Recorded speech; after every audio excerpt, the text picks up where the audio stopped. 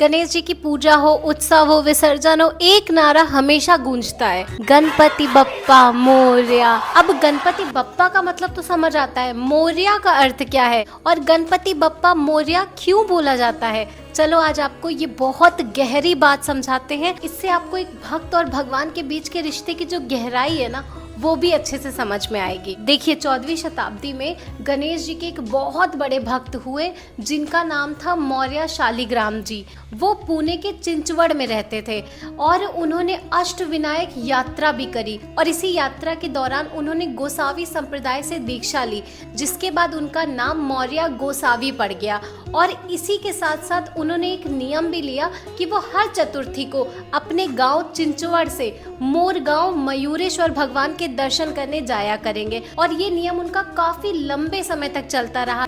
लेकिन एक दिन चतुर्थी वाले दिन गोसावी जी को मंदिर पहुंचने में देरी हो गई और जैसे ही वो मंदिर पहुंचे तो मंदिर के पट बंद हो चुके थे। उन्होंने पुजारी जी से काफी प्रार्थना की कि उन्हें मयूरेश्वर भगवान के दर्शन करा दे, लेकिन पुजारी जी नहीं माने।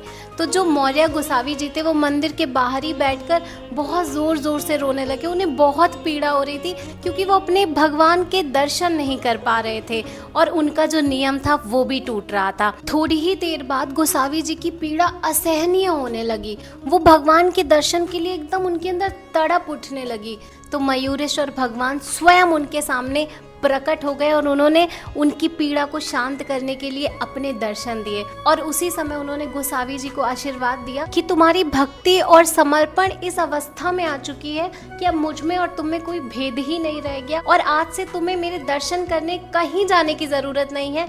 मैं हमेशा तुम्हारे साथ ही रहूंगा, तुम्हारे पास ही रहूंगा। और उसके बाद कहते हैं कि निरंतर जो गणेश जी हैं वो गोसावी जी के साथ ही रहने लगे और उसके बाद से ही जो भक्तजन है वो गणपति बप्पा मोरया बुलाने लगे, क्योंकि भक्त और भगवान का भेद खत्म हो चुका था। और इसके पीछे भक्तों का भाव ये भी था कि मौर्य जी जैसी भक्ति मुझे भी दे और आप मेरे साथ भी निरंतर रहें और अपनी कृपा हम पर हमेशा बनाए रखें। और तब से लेकर आज तक गणपति बप्पा मोरया चलता आ रहा है, जो कि एक भक्त और भगवान के बीच का जो गहरा रिश्ता है उसे भी प्रदर्शित करता है।